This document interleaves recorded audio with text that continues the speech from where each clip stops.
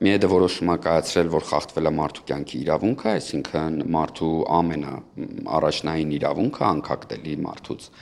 իրավունքը, եւ այստեղ ինչ դեր ունեցել այդ ժամանակ պետությունը չի ապահովել այդ այսինքն չի կատարել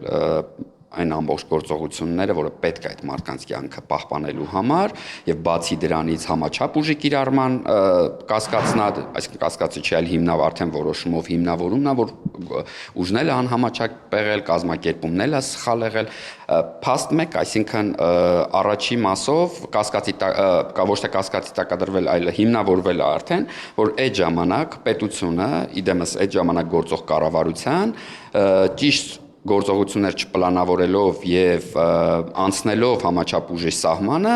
հանգեցրել է